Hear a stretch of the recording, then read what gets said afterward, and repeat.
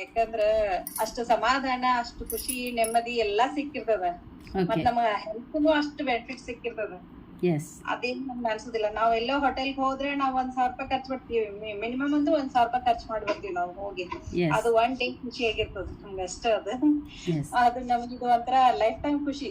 ಒಂದೇನೋ ಕಲ್ಕೋತೀವಲ್ಲ, ಒಂದ್ ಒಳ್ಳೆ ವಿದ್ಯೆ ಕಲ್ಕೋತೀವಿ. ನಮ್ ಲೈಫಿಗೆ ಏನ್ ಬೇಕಂತ ಪಡ್ಕೋತೀವಿ. ನಮ್ಮಲ್ಲಿ ಅಷ್ಟು ಎನರ್ಜಿ ಇರ್ತದ, ನಮ್ಗ ಗೊತ್ತಿರೋದಿಲ್ಲ. Very good, very good. ಅದು ನೀವು ನಮಗ್ ಕಲಿಸ್ಕೊಡ್ತೀರಿ.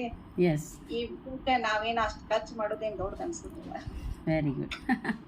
ಎಸ್. ಸೊ ನೀವು ಜಾಯ್ನ್ ಆದಾಗ ನಿಮ್ಮ ಫೀಲಿಂಗ್ ಹೇಗಿತ್ತು?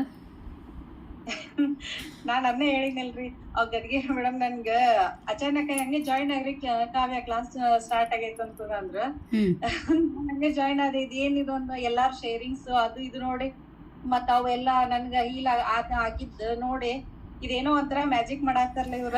ಫಸ್ಟ್ ನಾನ್ ಬಂದಿತ್ತು class very good, very good. So experienced. ಬೇಡ ಅಂತ ಅನ್ಕೊಂಡಿದ್ದೆ ನಾನು. ಓಕೆ. ಆಮೇಲೆ ಡೇ ಬೈ ಡೇ ಅದೆಲ್ಲ ನೋಡ್ಕೊಂಡು ಮತ್ ಫಸ್ಟ್ 1 ಮಂತ್ ಕಮಿಟ್ ಆದೆ ನಾನು. ಎಸ್. ಆಮೇಲೆ ಅಲ್ಲೆಲ್ಲ ಇದ್ದಿದ್ದು ನೋಡಿ ಈಗ ಬಿಡಬಾರ್ದು ಅನ್ಸಾತೈತಿ. Very good, very good.